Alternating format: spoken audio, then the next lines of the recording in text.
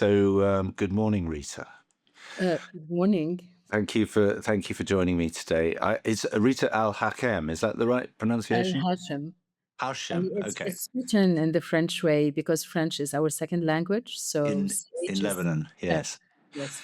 And to be clear, you're in Beirut today, are you? I'm currently in Beirut. I'm based between Dubai and Beirut, but I'm Right. currently in Beirut. I have been here since just 2 days before the war started. Oh, I see. Okay. So you happened to be in Beirut rather than in Dubai at the time. Exactly. So 2 days just before the war broke, I was in Dubai and then I flew into Beirut and I was supposed to travel back on the 2nd of March, just a couple of days later. And then everything started. And since kind of everything is slow there currently in terms of productions, I'm working from Beirut. From the point of view of the United Kingdom, that seems like what we would call, to use the English idiom, out of the frying pan and into the fire, because obviously Beirut has been caught in the crosshairs of this more Yeah. than just about anywhere else. Yeah. So the decision for you has obviously been a very difficult one to choose your war zone, which is kind of not a very good. Really choose your war zone because in reality in the UAE it's not really a war zone. So it's far from being a war zone in reality. There is tension for sure and Yeah. things are not the same as they were before 28th of Feb, but nothing to compare. Here we were enduring bombings many times with warnings, but sometimes without warnings, and it's a different thing. However, being Lebanese, and it's very complex right here. Uh, I know my bearings. I know where we could go, and also I have family here, and this is my main reason for staying because in situations like these, you'd rather be close to the loved ones than being away from them. You are safe, but very dead about them and about their safety. So you would rather stick with your family and stay close to them. Yes. No, I completely understand that. And so in that sense, being in Beirut rather than being in Dubai at the moment is not a business decision. It's a personal decision for you to do with wanting to be with your family and so on, which I can completely understand. Because I mean what you've just said is more or less what I would have expected. That in a sense, if you were looking at it, if you were making a neutral decision between the two places, Dubai would probably be the safer option, and in terms of keeping the business running, also the better option. But let's talk about that for a minute. How long ago did you start Stoked Films? Back in 2013. So it's a 13-year-old company. Okay. And is this the first time that external events have interrupted the business flow? In the Gulf region, yes, but not in the Beirut office because back in 2013, the main business for the whole region was more focused in Beirut. So all the shoots for Saudi Arabia, the Gulf was the main bulk was being executed here. For various reasons, cost wise, it was like around 40% cheaper. Plus, everybody would want to fly in nature, fun, Mm. food, all of this, and also the talent. So many factors. So it was a hub for the production in the region. And after this problem started here, a big shift happened in 2019 when all the revolution started in 2019 here, and after this, the Beirut explosion and so on. And then it kind of completely came to a standstill here. Hmm. So the most, and also there were different policies than in Saudi Arabia, where they wanted the Saudi Arabian work to be done, executed in Saudi Arabia. Now the UAE is a different story. I first started working in the UAE in 2006, and it had its own productions, for example, everything that is vehicles, automotive, airlines, anything that required on location shoots was being done there. And then more and more talent started coming and things became regulated. So in 2006, things weren't as regulated as now. Now the Film Commission, they have done a great job both in Dubai and Abu Dhabi in terms of regulations. And then the industry has grown by a lot. So in terms of equipment, we have every piece of equipment you can think of, talent who are used to working with international and big directors and so on. So it's a very well-established industry now there. We started our office both in Dubai and in Beirut in 2013 simultaneously. So I we were see. shooting at locations, yes. And presumably the local market in, I mean, I think that's part of what you're saying. The local market in Dubai, in the UAE, must be much more significant than it Yeah. is in Lebanon. So you're able to cater to international brands that are based in the UAE. So that must be that must be an incentive too. Can you just clarify what you meant about the shift in regulation, though? What was that change, and how did that have an impact? Because now, initially back in 2006, everything was still new in terms of production in Dubai. So there were no regulations for permitting, for commitments of locations. So you could book a location and then the owner, the second day tell you, no, you cannot come and Ah, I shoot. see. You know what I Right. mean? So now, Yeah. and then even the area permits, everything. Now we know. So if I put in a job today, I know exactly when I will get my permit for such and what I can access, what I cannot. And also the Film Commission, they put some sort of a ceiling. So people cannot go and randomly just pricing their locations for rent. So they regulated the whole thing, which made it clear and more competitive. So you don't have anymore these random caprice, how to say it, like whimsical wishes, you know. Right, right. Yes. Yeah. Yeah. And you mentioned that there was a shift in Lebanon in 2019 in particular when things became more difficult there. So presumably the focus of the business has moved because of all of those factors more and Yeah. more from Lebanon to the UAE. Now you Yeah. also said earlier that essentially things in, well, I'm paraphrasing, but things in the UAE at the moment haven't changed as much as we might be thinking. What we've seen in the UK is an exodus of UK nationals who had made a home in Dubai who've decided they don't want to be there any longer. So although, clearly if you read the news carefully, we're aware that there's been very little in the way of, missiles actually reaching Dubai. Yes. Nonetheless, the shift in perception as to what is and isn't safe Yeah. has changed enormously. So what kind of impact has that had for Stoked as things stand? Uh, Not only for us, I can speak for the industry, the current situation where it is the same like what would happen anywhere in the world. When there is a sense of crisis, whether it is military, whether it is economic, pandemic, anything, the first industry that feels the tremor of the crisis that is coming is actually the advertising industry, because marketeers, they start weighing in what message are we putting out there. There's a lot of insecurity happening, right? So even if there were no missiles above the UAE whatsoever, the whole region is in a tension moment. This is not a normal moment in the history of the world, regardless, right?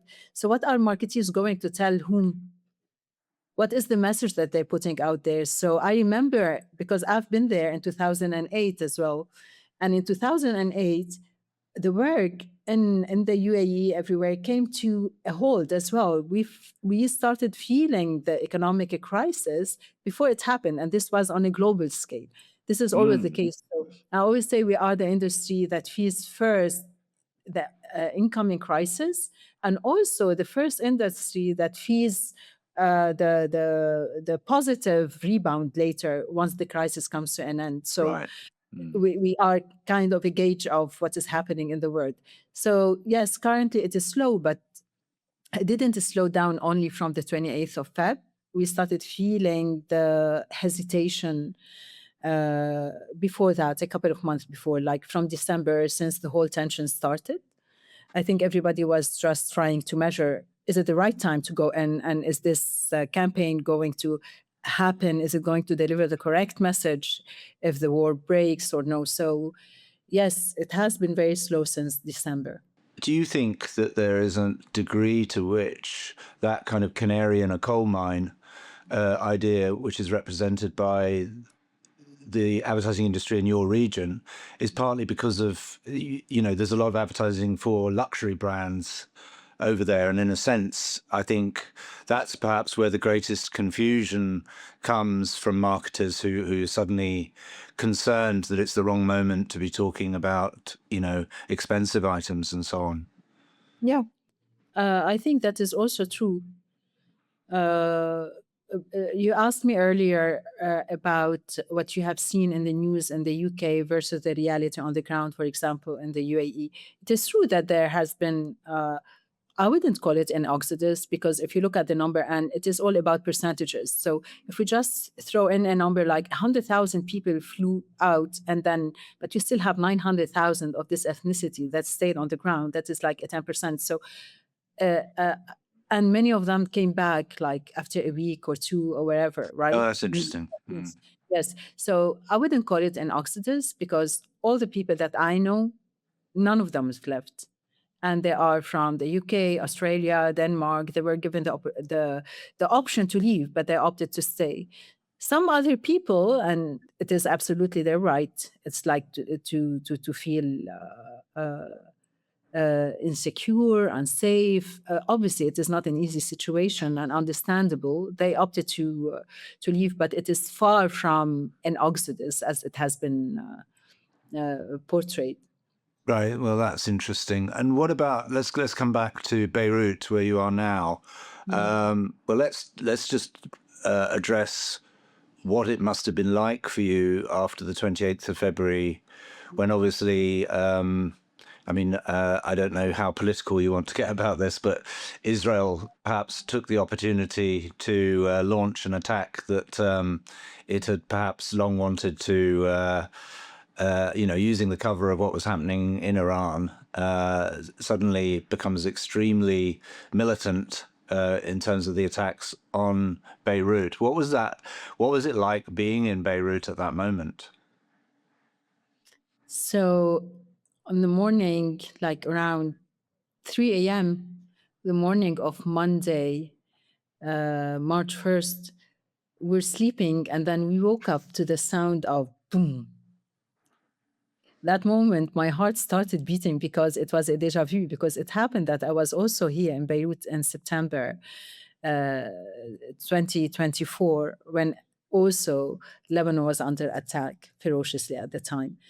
So you have this palpitation that, oh, it is happening again. It was supposed to be a school day. The second day, you start like having all moms groups. Anyone is awake. It's like as if anyone can sleep, right? No one can sleep. I'm laughing about it. It's just potentially it's probably a mechanism to cope with the whole thing, and nothing to laugh about. It is terrifying.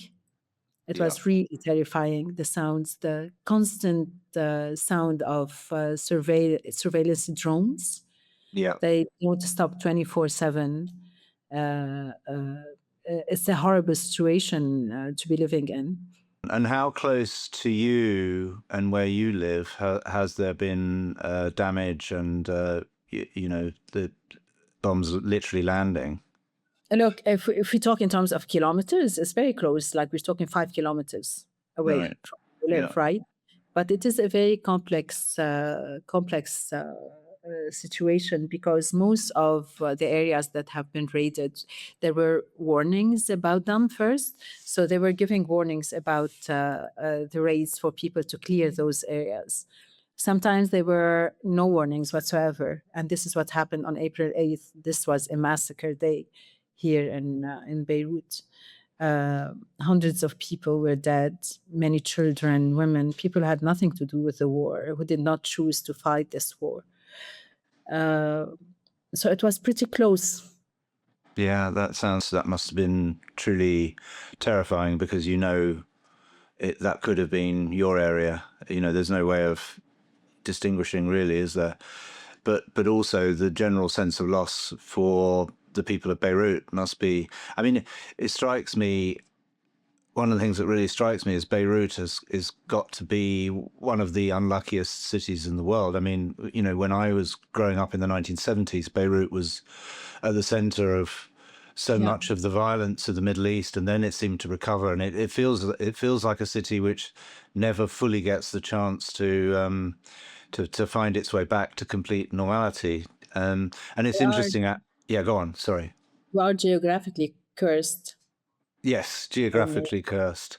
Yeah, I think that's probably quite good. But despite that, I think from everything I know about Beirut and Lebanon, it is a country that nonetheless is extremely robust and has this ability to come back and is generally in better shape than people think. I think again, you talk about perception. I think the perception in the West is sometimes that Lebanon is a kind of bomb site. And everything you're saying indicates that that's not the case. So, what is normal life like in Beirut, but between the attacks, as it were? we try to carry on. So schools didn't close in most of the areas, unless, with the exception of the areas that have been warned to evacuate. So kids were going to schools, they were hearing. So they would get notifications that they will bomb like in an hour. So teachers would go in classes and tell kids, okay, now you're gonna hear some sounds. It's going to be just sounds. We try to carry on exams, schooling, and so on. And you try to keep yourself busy with work, with plans.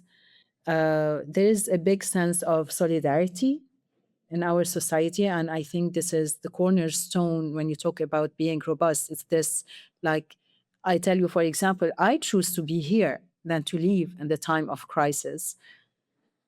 And it is me giving whatever support I can give, even in my presence, to my mom or dad, or my brothers who refuse to leave, for example, at all. They actually moved back from Paris to Lebanon. Uh, so, uh, uh, so we try to continue living, and we hope and we pray and we have faith and we pray for better days. Yeah, it must be. I mean, it's interesting, isn't it? I suppose people adapt. I mean, how are the children coping? They are stronger than you think, because I've been there.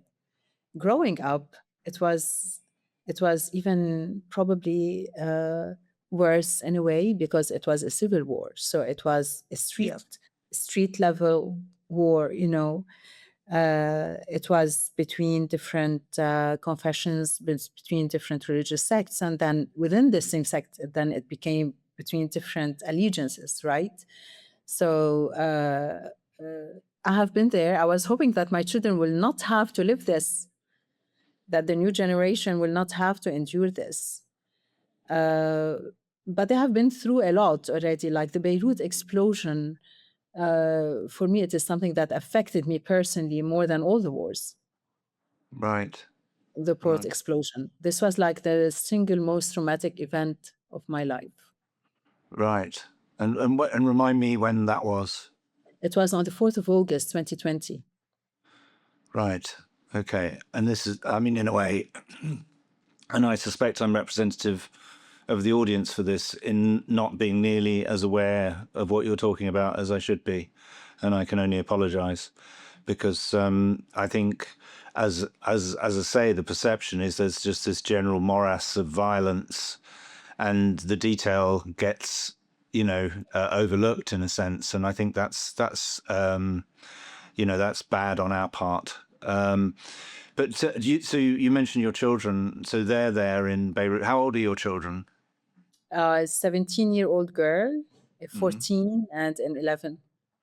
And what do you think? And I mean, then this is a general question, and not specifically about your children, but where do people in Beirut currently, in the current dispute, who do they hold responsible?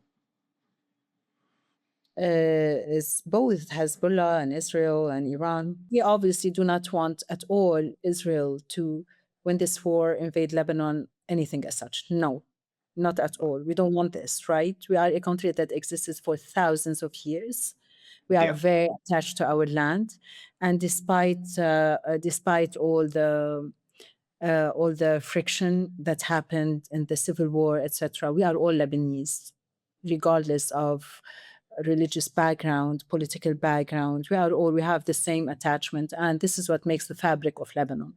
This diversity makes the fabric of Lebanon. But I personally, I don't believe in violence, and I don't believe in wars, and I don't believe that this is the way that's going to solve things. And specifically, we have been there over and over and over again, and it's not gonna bring peace to anyone, not to us, not to Israel, not to anyone. So I believe in negotiations. I believe in setting boundaries, but I also believe in having the international community being held responsible for executing the UN resolutions. So there are UN resolutions that set for example, even during ceasefires or during any given time, we have, like, for example, Israel jet fighters flying over Beirut out of nowhere, just terrorizing people's. Uh, they do like a sonic boom or whatever, right? Even when there is no war. So all these, there should be respect, and there should be boundaries that are set. And I am hopeful. I hope there will be a sense of calmness, and then I hope that everyone will want to have this calm, prosperous future for their children, regardless of. I do believe, like, some people are very hurt currently, right? Because they lost their homes, their whole villages are being destroyed, which is like completely, it's a war crime, it's unethical, just like wiping villages out of the face of earth is just to create a buffer zone. Why there should be a buffer zone? You don't come here, we don't go there. Like, let's, and when you think about it, not so long ago, Europe was there. Like, the Second World War is not so long ago, and look now, for example, between Germany and France. I do believe that the solution cannot be by force. It will Yeah. never be, because there will always be resistance. It is impossible. There will always be resistance, and this is going to be a case of perpetual conflict, and it's not going to benefit anyone. No, and I agree with you. I think, I completely agree with you in terms of understanding that things are never brought to an end through violence. They're brought to an end through negotiation and talking. And also, I agree with you. I mean, you sound, despite everything you've been through, you sound very optimistic, and I think that's good because, I often remind people that the end of the Soviet Union, with all that represented, came remarkably quickly. If you look between 1985 and 1990, in 1985 it seemed inconceivable that the Soviet Union would lose its power. By 1990, it had happened. Things can change for the good very quickly. And just to be clear, not everything that's happened in Russia since then is for the good. But nonetheless, the end of that particular form of tyranny was very quick. And one can but hope that the current conflict can be some sort of catalyst for everybody getting around the table and talking, even if perhaps some of the current personnel seem ill-equipped for that. But let's talk a little bit about what again, being optimistic. What are your hopes now? Presumably, is the business completely stalled at the moment? Is Stoked effectively had to We pause? do.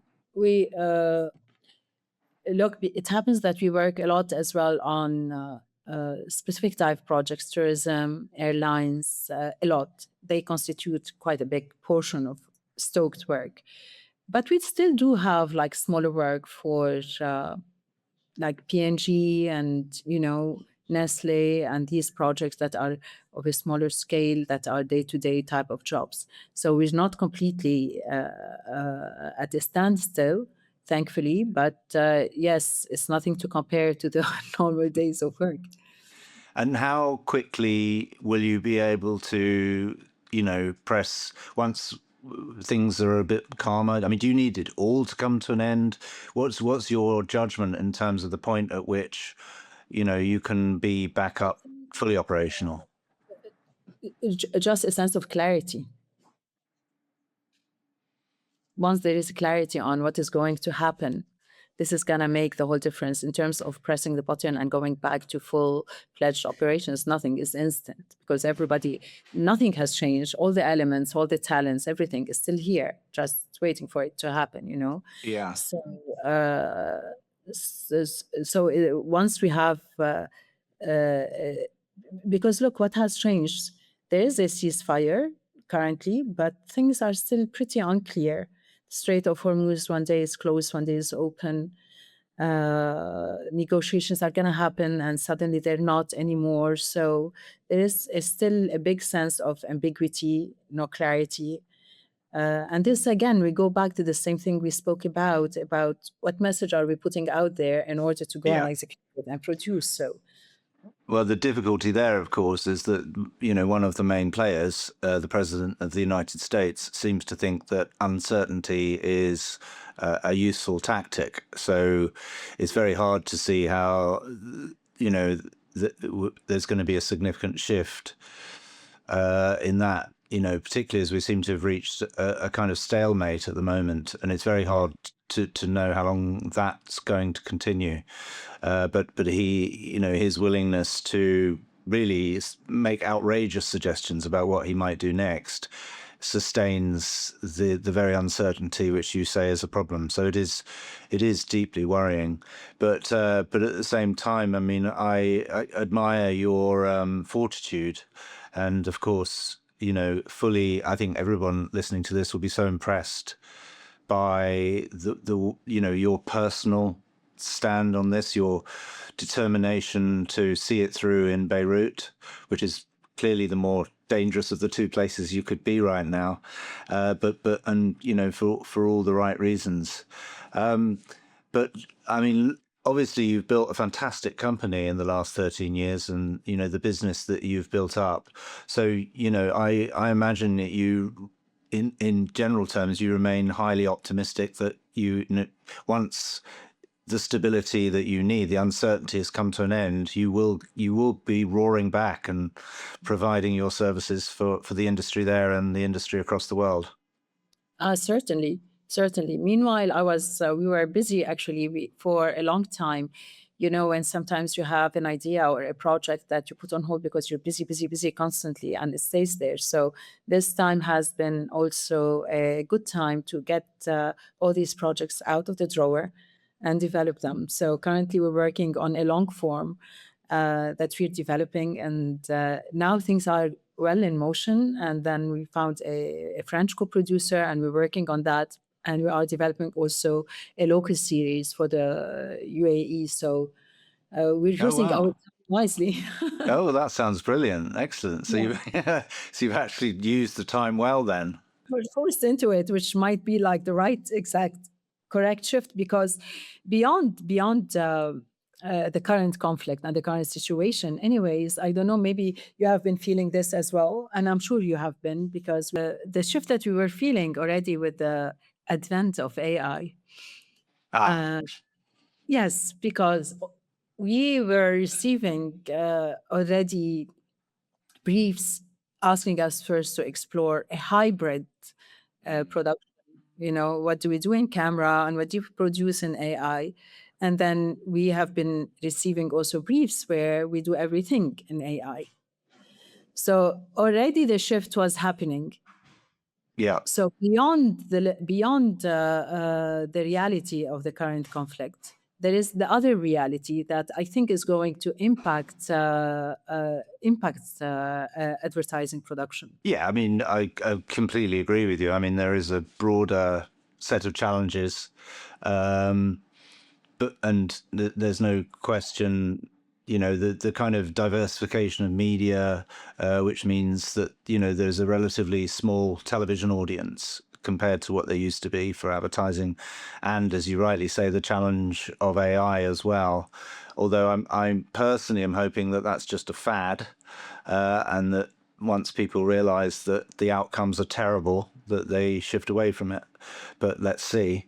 You never know. But I feel like we've been here before, with the metaverse and with other. The advertising industry has a tremendous inclination towards FOMO, the fear of missing out, and I think a lot of the demand for AI comes from that. Just a sense it's very of the moment to talk about AI, so that's why people are talking about it. It's not necessarily a good solution.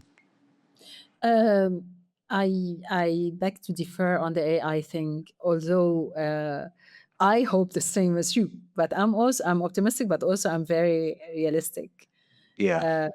Things. So I do believe that a big part of advertising is going to move to complete AI, Mm. specifically things that you can control and where companies or marketeers are happy to accept what AI is giving them versus the cost that they are paying, you know.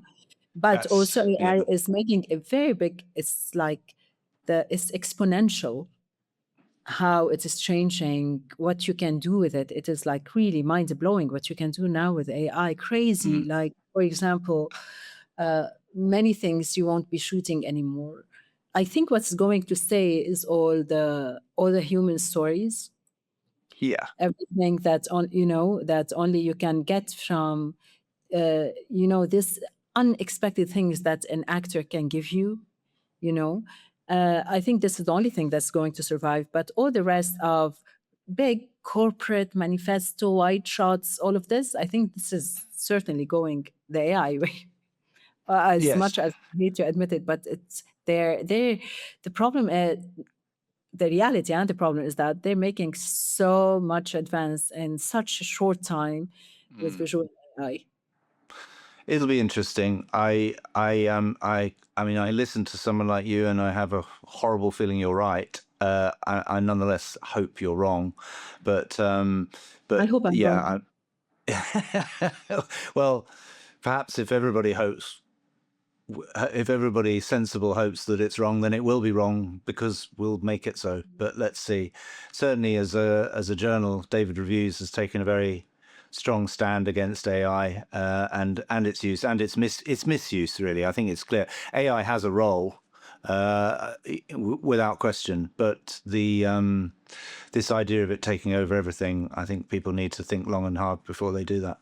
But we're moving into an entirely different conversation from the one we set out for. But nonetheless, it is interesting because I suspect markets like yours may well be in the vanguard of these developments. Actually, I think for one reason or another, I suspect that AI may make greater advances in your region than elsewhere initially. So you may be, in that sense, be a kind of testing ground.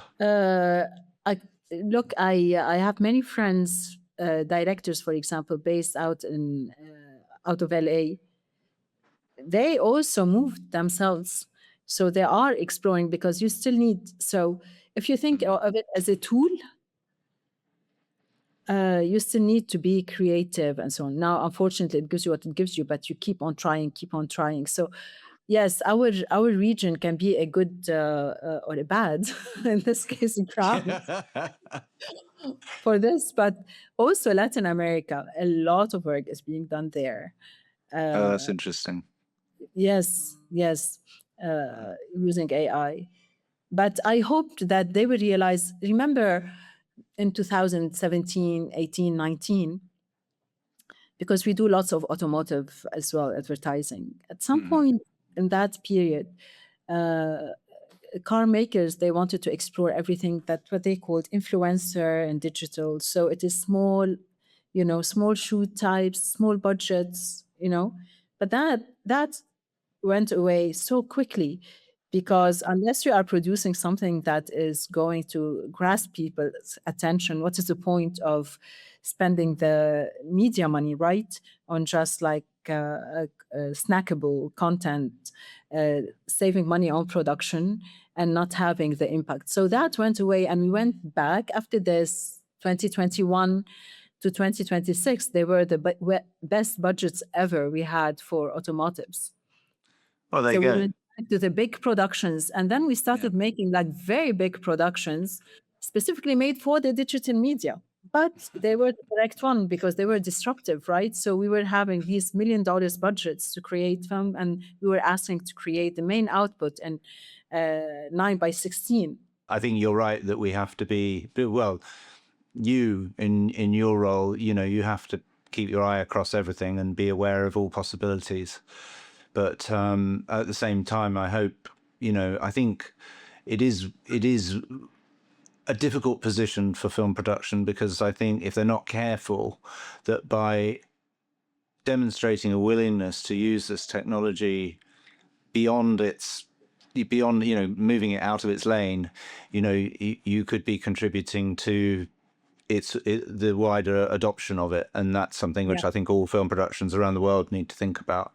Don't be too enthusiastic for this, because it could cost you your business. But we will see. But in the meantime, thank you so much today, and thank you for explaining what it's been like in the Middle East during this difficult time, and specifically in Beirut, where obviously I think everybody will hope that you stay safe, your family stays safe, and that Beirut, that everything calms down as quickly as possible, and you can get back to whatever normal looks like in Beirut. Which doesn't sound like it's ever straightforward. But that said, No, it sounds like a wonderful city, and I'd love to it visit is. sometime. It's a Yeah, beautiful city. It's full of life. No good. city is as alive. Well, that sounds great. Well, thank you so much today, Thank Rita. you for having me.